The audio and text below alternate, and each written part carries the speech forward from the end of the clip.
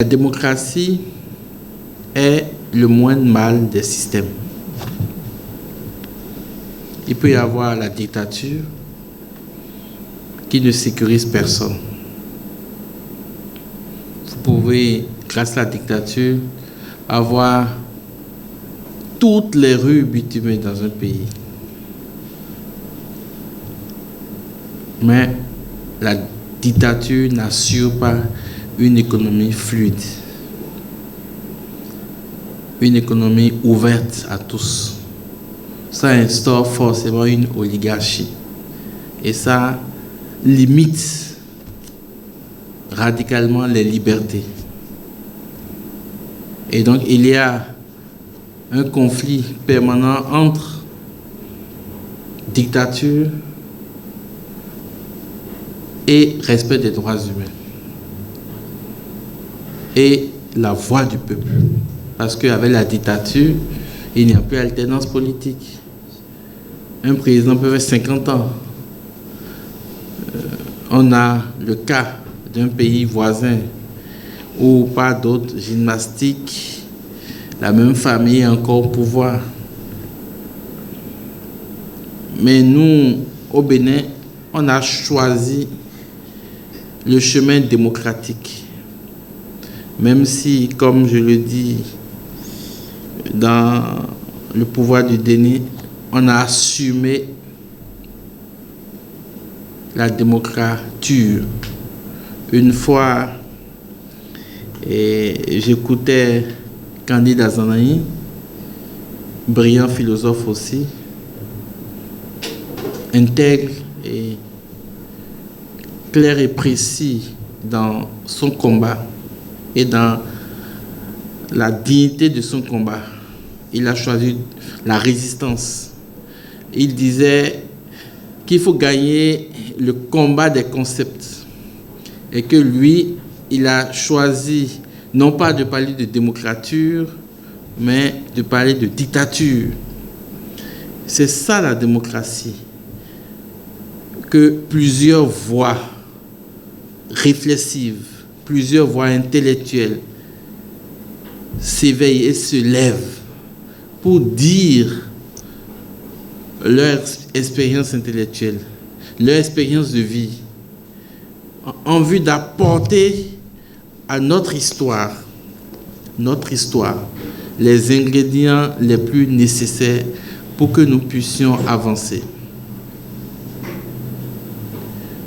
Alors, la démocratie, c'est le système le plus courant que nous avons. Le système le plus courant. Toute l'Europe, c'est la démocratie. Ça peut être un exécutif, un pouvoir exécutif parlementaire ou semi-présidentiel ou présidentiel. Ou ça peut être une monarchie démocratique. Et on a aussi les États-Unis. Mais au fond, au cœur de la démocratie, il y a des faiblesses, il y a des fragilités que Claude Lefort précise avec perspicacité, avec lucidité. Comment naissent les fragilités de la démocratie? Première fragilité de la démocratie, c'est que les représentants du peuple, soit au plan local, conseillers, maires, députés, et même présidents élus ou ministres, la plupart du temps, constituent une oligarchie.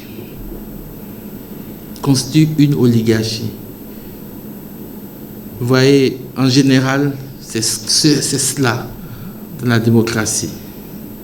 Et ceux qui tapent sur la démocratie, cognent la démocratie, flagellent la démocratie, au lieu d'épingler les problèmes un à un, comme Claude Lefort, ils veulent jeter le bébé avec l'eau du bain. Il faut plutôt stigmatiser les vrais problèmes. La démocratie comme structure, comme habitacle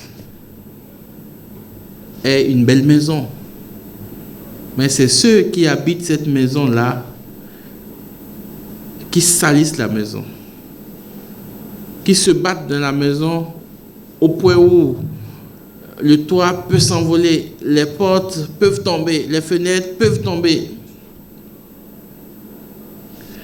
Et nous, au Bénin, le système partisan, la réforme, qui est quelque chose, une réforme pertinente, mais qui instaure davantage et sanctuarise l'oligarchie. Quel jeune fonctionnaire avec un revenu modeste peut être député ou conseil municipal?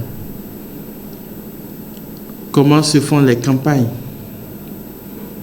Qui est-ce qui peut être élu? Notre peuple. Est-ce que ce peuple est assez instruit, assez formé pour élire et choisir la bonne personne? Donc, cette faiblesse oligarchique est réelle dans les démocraties. Le problème se pose en France, ça se pose aux États-Unis, ainsi de suite. Ensuite, vous avez une seconde fragilité en démocratie, ce sont toutes les inégalités qui existent. Inégalités structurelles au plan de l'éducation. D'autres vont faire Montaigne, d'autres vont faire Popa Centre, d'autres vont faire Segmeya, d'autres vont faire leur école. Voilà. Ce sont des inégalités comme ça qui existent parce que les revenus sont inégaux. Donc, au niveau de la formation, au niveau de l'instruction, au niveau de la recherche, il y a beaucoup de périphéries dans les systèmes démocratiques parce que cette oligarchie ne pense qu'à elle-même. Alors que ça ne doit pas être ainsi. Et donc quand on dit que le fossé entre riches et pauvres se creuse, ce fossé-là se creuse autant en dictature, autant en autoritarisme, autant en démocratie. Et Claude Lefort, philosophe politique, a commencé par réfléchir sur le totalitarisme. C'est en réfléchissant sur le totalitarisme, en lien avec la liberté et les droits humains, qu'il est allé vers la démocratie. Donc c'est un chercheur accompli qui est parti du mal vers le moins de mal. Mais ce qu'il trouve de substantiel et d'important, c'est que la démocratie est perfectible. La démocratie est indéterminée. Elle est une construction. Une construction pour tous. Tous les acteurs ont leur place en démocratie. Société civile, l'armée, la police, le peuple, les intellectuels, l'élite, les hommes politiques, les hommes d'affaires. La démocratie concerne tout le monde. La dictature ne fait pas comme ça. C'est celui qui a le pouvoir qui l'aide. On applaudit ces temps-ci les pays de l'AES. Les pays de l'AES pour leur panafricanisme. On a vu un président gabonais prendre le pouvoir. On dit, voilà, un militaire qui change de treillis et qui porte le costume. Mais les pays de l'AES, je ne sais pas si au nom du panafricanisme et parce qu'ils ont chassé certains Européens, je ne sais pas si on va leur permettre de faire 40 ans au pouvoir. Je ne sais pas si on va leur permettre de faire 40 ans au pouvoir. Je ne sais pas. Et donc, la dictature, quand les gens prennent le pouvoir, on ne sait pas quand est-ce qu'ils vont laisser. Et donc, dans les pays de l'AES, on voit au nom du patriotisme, au nom du nationalisme, c'est le même nationalisme chez les pays de l'AES, comme le même nationalisme chez aussi les populistes en Europe. C'est le même nationalisme, mais avec des tendances différentes. Et donc, face à cela, face à tous ces questionnements, face à ces remises en cause de la démocratie en Afrique, alors que nous sommes encore au balbutiement, à la fondation, ce que Claude Lefort dit nous engage. Et ça peut nous aider à rectifier le tir. Et donc la question de l'indétermination se justifie par le lieu vide démocratique. Le pouvoir en démocratie est un lieu vide, c'est-à-dire, et ça c'est le cœur de la pensée de Claude Lefort, le pouvoir démocratique n'appartient à personne. C'est un espace vide, un espace de conquête, de reconquête, pour le service de tous, le service de l'intérêt général, le service du bien commun. Au point où, chez Claude Lefort, le syndicalisme est justifié. Les émeutes sont justifiées. L'insurrection est justifiée, qui constituent des lieux d'expression de la démocratie. L'alternance. Claude Lefort pense radicalement à l'alternance. Mandat.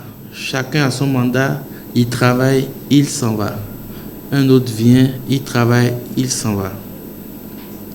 Le peuple formé, éduqué, enseigné, sert de charnière comme peuple souverain, peuple électeur, mais peuple qui réclame des comptes, la redevabilité. Et la démocratie pensée telle que Claude Lefort le fait est une critique acerbe de la bureaucratie, parce que la démocratie mal vécue devient systématiquement une bureaucratie politique très austère. Et tous nos pays démocratiques sont en fait des dictatures déguisées, dues au fait que la bureaucratie prend toute la place. Une bureaucratie, au sens de Claude Lefort, au sens de Max Weber, c'est une bureaucratie qui a un pouvoir, qui a de la méthode, qui a un savoir et qui peut avancer. Et quand on parle de démocratie, Max Weber met l'homme au cœur de la démocratie, au cœur de la bureaucratie. Et la politique, dans son œuvre, Le savant et le politique, Max Weber met l'accent sur certaines qualités. On va en politique par charisme, par qualité. On ne va pas en politique parce que mon père est en politique, ou mon frère est en politique, ou que j'ai été coopté, ou que je suis chômeur. Dans mon livre La soif du pouvoir, j'ai dit que la politique au Bénin est la filière la plus facile pour les demi-lettrés et les chômeurs. C'est une réalité. Ailleurs, c'est ceux qui font l'ENA, les grandes écoles qui font la politique. Et ça aussi, c'est critiquable parce que c'est aussi ça l'oligarchie. La politique doit être ouverte à tous, mais par charisme, par compétence et par devoir citoyen. Cette réflexion menée est soit une continuité, soit une discontinuité dans mes autres ouvrages. J'ai longtemps traité et je traite toujours la question du pouvoir. Dans mes ouvrages, la question du pouvoir. Question du pouvoir. La soif du pouvoir et cet ouvrage ne sont pas de la même trempe, ne sont pas de la même famille. C'est le même auteur, mais le pouvoir du déni, c'est un ouvrage chronique. Un ouvrage chronique, un ouvrage de réflexion. Mais celui-ci, le procès démocratie et bureaucratie dans le jury Lefort et Weber est un ouvrage scientifique et pratique, mais pas un ouvrage de science en dehors de la réalité empirique. C'est une science au service de la réalité empirique. Et dans la partie terrain, je prône une démocratie de terrain. Ma philosophie n'est pas astrale, elle est pratique. Donc les questions pratiques me préoccupent. Et donc le jury Lefort, Weber, c'est au crible de ces deux philosophes que j'analyse les théories de la démocratie et de la bureaucratie à l'aune de la réalité moderne. Le Togolais, l'Ivoirien, le Français, l'Américain peut s'y retrouver, mais un auteur n'écrit que du lieu où il se situe. Ce serait malhonnête de ma part d'écrire à partir du Congo, mais de Guinée-Bissau, alors que je n'ai jamais fait un mois dans ces pays-là. Et donc, voilà, en quelque essence, ce que je peux répondre. Dans mon mot, je disais que l'archevêque de Cotonou m'a envoyé étudier la science politique. Ça n'enlève rien à ma foi chrétienne. Au contraire, quand vous lisez mon œuvre, vous verrez la foi derrière, vous verrez l'espérance derrière, vous verrez derrière la doctrine sociale de l'Église. Et la doctrine sociale de l'Église est une autre manière de penser la science politique. La science politique se pense avec les matériaux de la sociologie, de la philosophie politique, des relations internationales et des politiques publiques. Mais la doctrine sociale de l'Église pense la politique avec les matériaux du magistère de l'Église, de la Bible.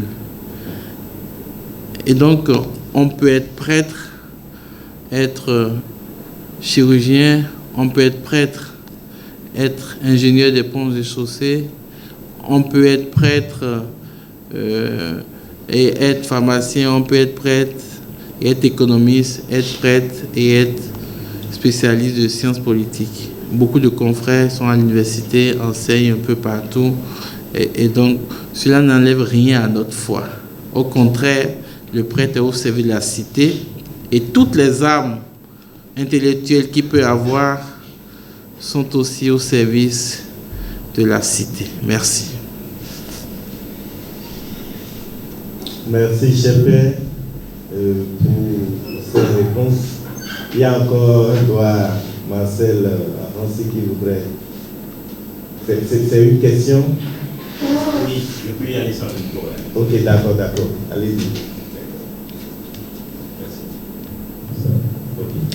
Si vous deviez résumer votre thèse en une seule phrase forte, ce serait laquelle?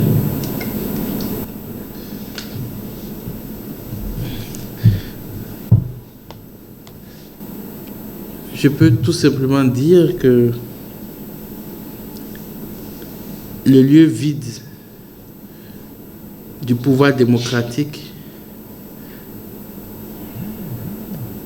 est un lieu ascétique et pas dépouillement de soi, pas mépris de soi-même pour le bien de tous et pour la foi, on peut atteindre ce lieu vide-là.